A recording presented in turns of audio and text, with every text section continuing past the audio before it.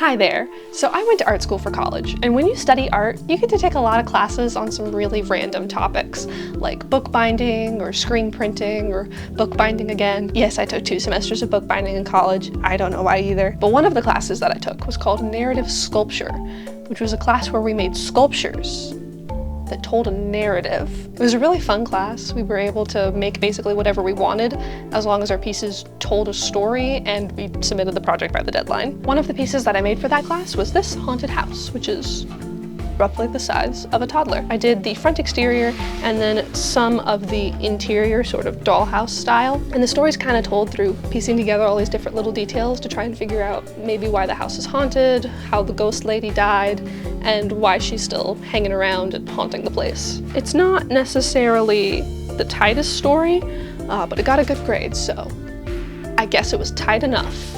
I was really proud of this piece when I first made it, and I still am, considering my skill level back then, but that was about 5 years ago, and I've definitely grown a lot more as an artist since then and developed my skills. And when I look at this piece now, I see a lot of things that I could definitely improve on. Like, a lot of the details I sculpted out of polymer clay, and I will be the first to admit, I am not much of a sculptor. There's a lot of unfinished edges visible. The main structure is a single layer of cardboard that's kind of sagging and starting to fail. And as I mentioned before, it's freaking huge and takes up so much space. So in this video, I'm going to be making a new miniature haunted house that is constructed a bit more cleanly, has some more detail, and hopefully takes up a little bit less shelf space. So in planning for this new haunted house, I want to look at the original one and see what things I still like and want to carry over and what areas I could improve on. So with the original, I went with this kind of French Rococo Baroque-ish style with architecture, but very, very loosely. Really, I wanted the ghost lady to be wearing a robe à la Française because I was obsessed with those at the time, so I continued that whole French Rococo Baroque style throughout the rest of the piece, but again, very loosely. There's no like specific time that this is supposed to be set in. I do want to do the same thing with the new one where there's no specific time period that I have to lock myself into, but instead of this Rococo-ish sort of vibe, I want to lean more into like a Victorian style. I also do want to keep the mansard roof shape because I think it looks cool, and I think it'll be a nice detail to kind of connect the 2 pieces. This piece is also very gray and cool toned, which I want to lean away from. I find the cool gray very like cold and depressing, and just because this is an abandoned house haunted by the spirit of a dead woman doesn't mean it can't be a little fun, you know? Warmer colors, more colors, still weathered and aged, of course. It is an abandoned house, but just not quite so monotone. I want to keep the general dollhouse sort of structure with the 2 different levels, just a lot smaller.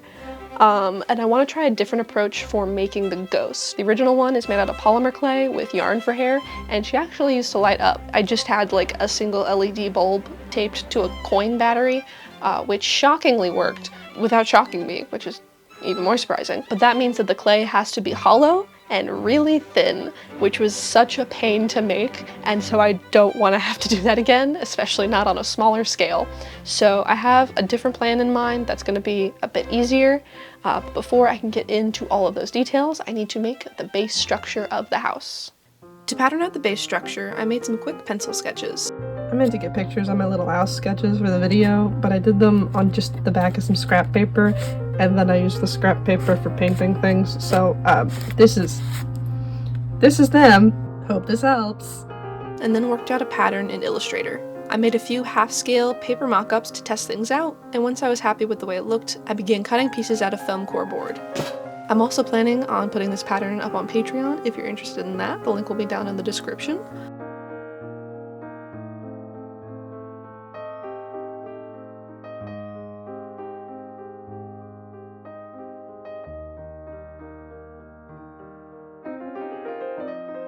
Once I had all of the pieces cut out, I did a dry fit to make sure everything worked, which of course it didn't, so I had to make a few modifications.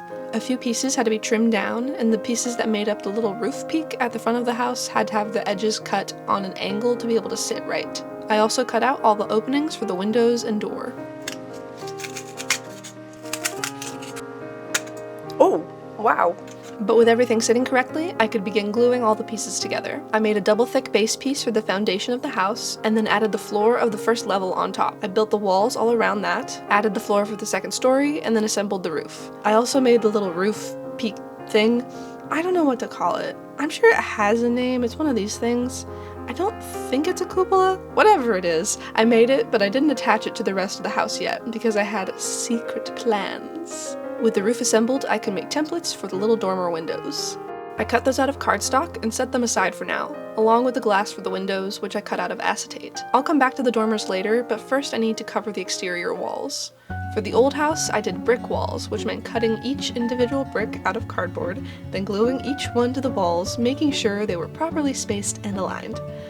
It was the most tedious part of the process, and I was not keen on doing it all again. So I went for the slightly less tedious option, wood siding. With siding, I had to cut long strips of cardboard instead of individual bricks, and alignment was much easier since they were all just straight lines, but I still had to cut and glue each plank one at a time.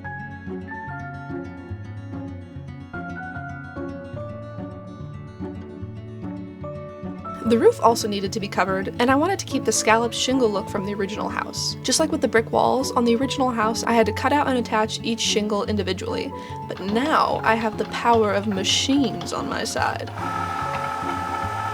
I used my Cricut to cut out long strips of shingles that I could glue on the same way I attached the siding to the walls. And if you're wondering why the bottom row of shingles looks like it fell in a mud puddle, I painted the back of them brown so there wouldn't be any bits of paper white visible on the teeny little overhang off the edge of the roof.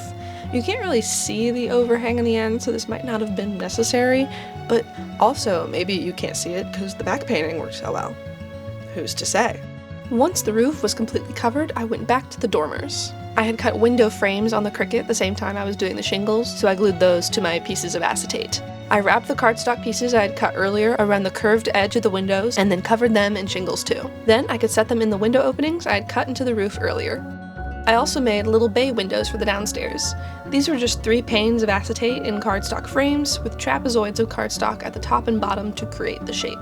The exterior base was almost done at this point, it just needed a few more little details. I made a little front stoop overhang to cover the front door, and I also made the front door, which was just a scrap bit of the foam core with a cutout for a window and some cardboard bits for paneling. I used some beads to create the doorknob, and then I made a cardstock frame to go around the doorway. To finish off the base of the house exterior, I added bricks along the foundation to cover the raw edges of the foam core. Okay, so I've got the whole exterior basically done and ready for paint. The last thing I need to do is attach these pieces on the little peak at the top. I've been holding off on those because I need to consider the lights. I have some little battery-powered fairy lights, which, random side note, the little battery pack on these is the exact size and shape of the cutouts for the windows, completely by accident.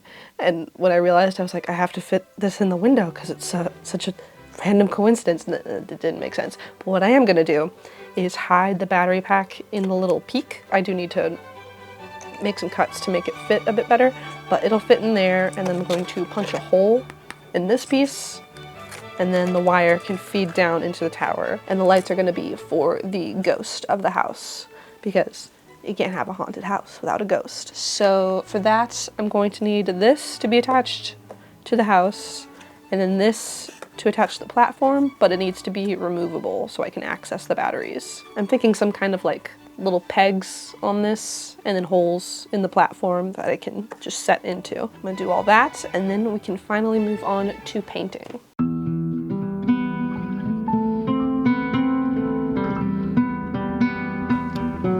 Is this gonna work?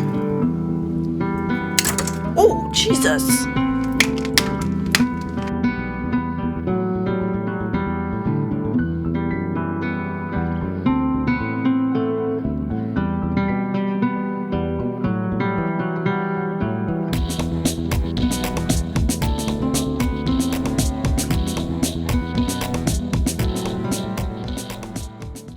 Now I could finally start painting. I mixed up a yellowy off-white for the walls and a reddish brown for the roof. I ended up having to pull off the dormers on the front of the house to be able to paint all the little nooks and crannies on the roof, but it was worth it to get a solid base coat. I reattached the dormers and then painted the foundation a brick red and painted the door a nice swampy green, plus a little bit of gold for the knob. Then it was finally time for the moment I had been waiting for. it was time for the grunge. Grunge, grunge, grunge, grunge. I did several washes of watered-down acrylic in dark browns and greens on the siding and the shingles, and then did a round of dry brushing, mainly on the roof in a light grayish brown. The dry brushing really brings out the detail in the shingles, and I think it might be my favorite step in the whole process. Now that the exterior is looking suitably rancid, I can shift my focus to the inside. Okay, so I've got the exterior to a base level that I'm pretty happy with. There are a few more details I would like to add if I have time, but if I don't, I'm really happy with how it looks right now. So I'm going to pivot. So I'm going to shift focus to the interior of the house. So the first things I want to work on are the floors and walls. And since this house is so small, it's going to be really hard to like get my hand in there and it'll be really tight to work. So what I'm going to do is make all of the surfaces outside of that as flat panels and do all of the painting and aging and whatever I need to do outside, and then take those finished pieces and glue them in. So I've got all my pattern pieces from when I made the base. I've trimmed and adjusted them to fit what the actual walls look like. So I'm going to start with the ground floor walls, I think, because I have the best idea of what I want those to look like. So what I'm thinking is wood paneling for like the bottom third of the wall, and then wallpaper for the upper 2/3. Of course, aged and degraded, and like the wallpaper's peeling and all of that. So for the wallpaper, I have this paper. It's very pretty. I do want it to be a bit darker and more like solidly green, so I'm going to go over this with like a wash of maybe watercolor and then do all of the aging and weathering and such on top of that. First, I cut the wall pieces from thin cardboard scavenged from old cracker boxes. Then I glued the floral paper to each wall piece. I gave them all a wash with a dark green watercolor, and while the paper was still a little wet, I scuffed and scraped little bits away to create a peeling wallpaper look. I wanted a small section peeled down to the lath that would be under the wallpaper and plaster on an old wall like this. So to do that, I scored a bunch of horizontal lines into the cardboard before gluing on the wallpaper, and peeled the top layer of cardboard off to create the look of wooden slats with little gaps between them. I covered that with the wallpaper, but didn't put glue directly on that section, so I could peel the paper away, revealing the lath beneath. Then I went over all the walls with a grungy paint wash, so the wallpaper looked aged and stained.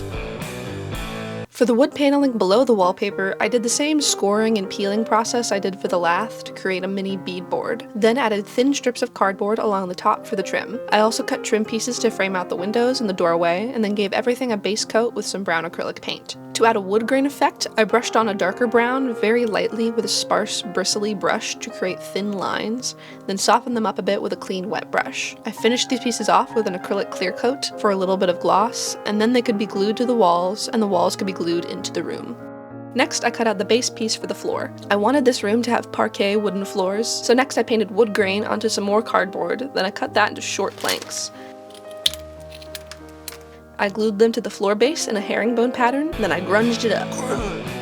Once it had dried, I could glue it in place. Moving upstairs, I wanted these walls to look like crumbling old plaster with more exposed lath, so I did the scoring and peeling routine one more time for 2 of the walls, and then grunged them up a bit with watered down brown acrylic. For the plaster, I used gesso because it has that rough, chalky sort of finish. I brushed on a few coats, but switched to a palette knife for the last layer to create even more texture. I attacked the walls with my X-Acto to make some chips and cracks, and then I grunged them up, going for a nice, water-stained, moldy look.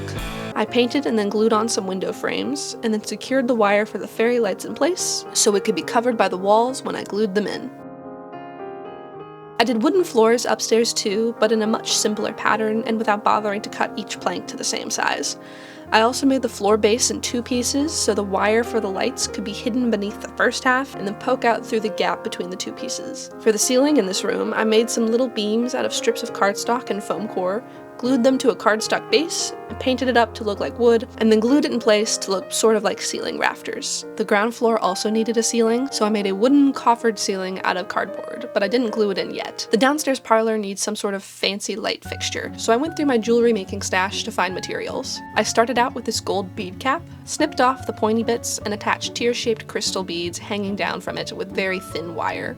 I used super glue to lock everything in place. I threaded some beads onto a head pin, then my little cluster of crystals, then 6 eye pins to create the arms of the chandelier, secured with more super glue. I bent all the arms into a curved shape, then glued white bugle beads to the end of each one to act as candlesticks. I used hot glue for this step, which of course created the bane of all crafters' existence, hot glue strings. But I wanted the strings this time, to create the look of cobwebs. That's a crafting life hack. You don't have to worry about things looking nice if you just decide that you want to make them look nasty. I added a few more beads to the head pin, plus another bead cap to act as the medallion that covers the point where the chandelier connects to the ceiling. Speaking of the ceiling, I marked out the center point and poked a hole so the end of the head pin could be slotted in. But first, the chandelier needed to be grunged. In addition to the usual brown and green washes, I took an old dryer sheet and ripped off tiny wispy bits that I glued on to make even more cobwebs.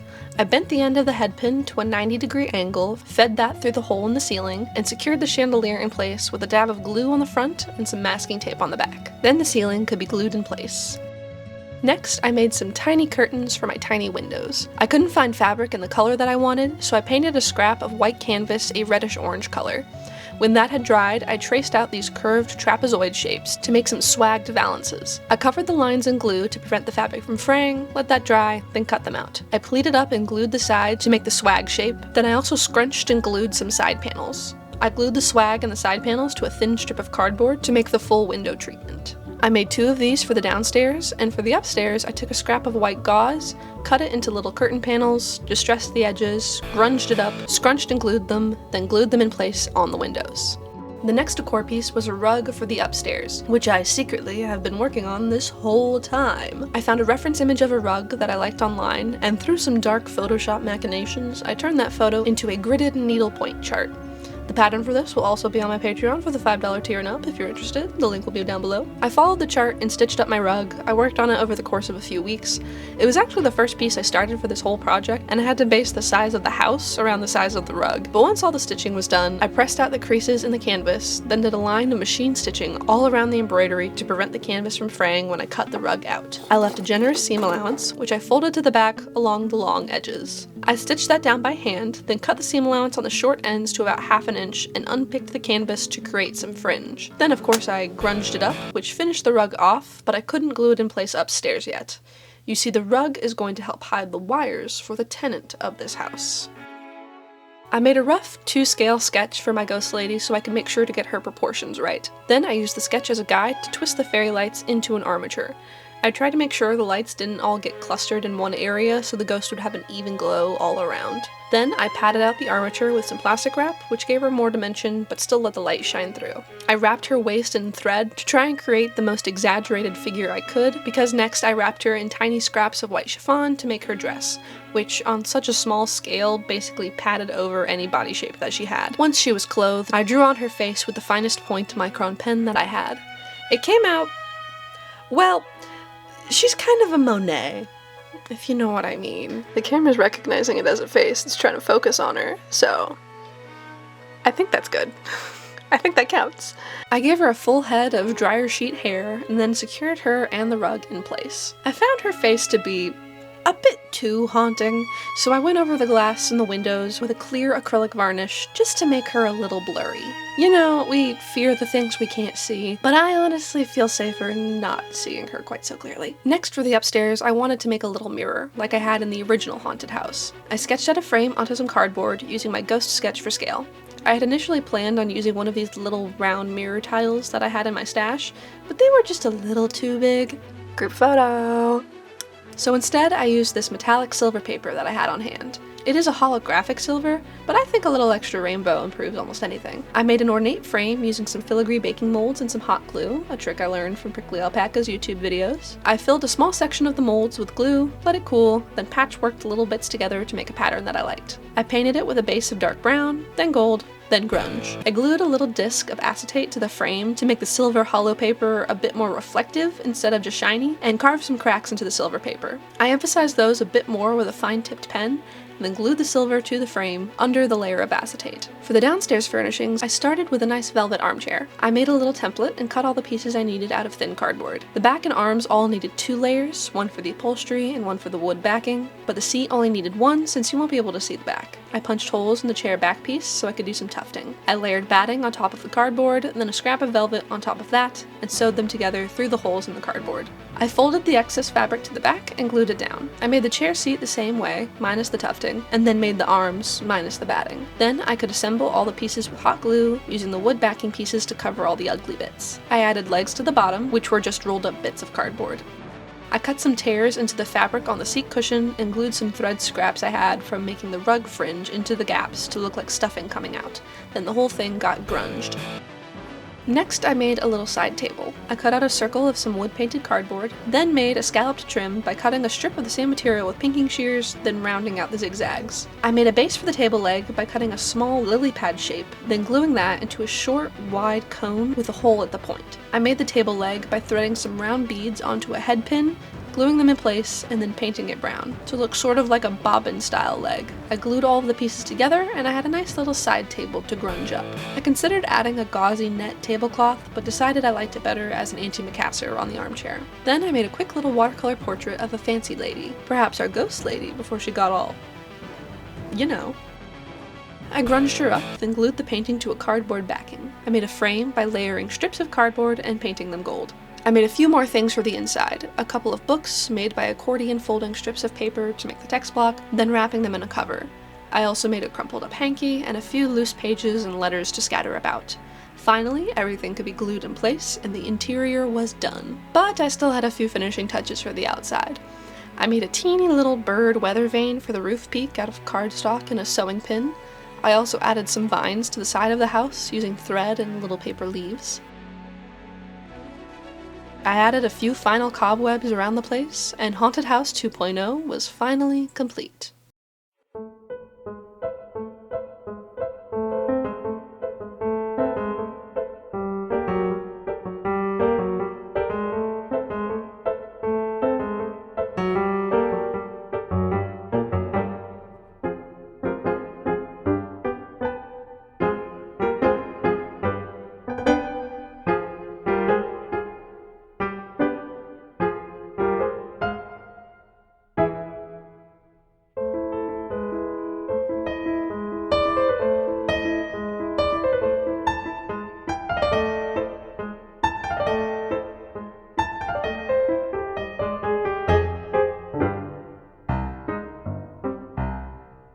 Ta-da! It's done. I'm so happy with how it came out. I think overall I really achieved what I set out to do, took the concept of my original haunted house and just improved upon it in a bunch of different ways. I think it's much more cleanly made. There's a lot more detail even in a smaller space. I do kind of wish now I could make a really big one of these, like the same scale as this one, but with more rooms to make it the size of the original, which would completely negate the point of making a smaller version, but you know, maybe someday. Oh, speaking of the size difference, I am going to be saving some elements of this before sending it to the great art project storage space in the sky. And one of the things I want to save is the ghost lady. And I was thinking, oh, I can store her in the new haunted house, and then her and the new ghost can be roommates. But she's taller than both rooms in this. I could probably fit this whole house inside the other house. Definitely succeeded on the smaller front. There are some things I think I could improve on. It is kind of sparse in terms of furnishings, but that's something I can always add on to. I can always make new pieces and add them in there. I think my least favorite part of the whole thing is the ghost, which is a bummer. She's just a little lumpy and a little wonky, which isn't that bad of a thing. I don't hate her. I think she's fine. With how much detail I was able to get in the whole house overall, I think she is the least detailed part of the whole piece, which I was having to make her entirely inside the house because I already had the wires glued down and secured, so I had to work in a very confined space, which made it very difficult. But I had to do that in order to hide the wire completely, which that is something I'm very happy with. You cannot see the wires at all. Like, you cannot tell that she is meant to light up, and you can still access the little switch. So it is like a trade-off. In order to do one thing really well, something else has to suffer. I probably could have made the ghost first, like fully separately from the house, and then attached the wire and covered everything with the flooring and walls, and that would have worked. You know, maybe I'll make another one of these in another 5 years. So subscribe if you want to see me do this again in 5 years. And also all of the other stuff I hopefully do between now and then. Thanks for watching, bye! Thank you to my patrons for supporting this channel, especially those in the Magnanimous Maelstroms tier, Obi Knit Kenobi, Evelyn, Bear Hardy, and Perfect Primrose. Thank you so much for watching. See you next time!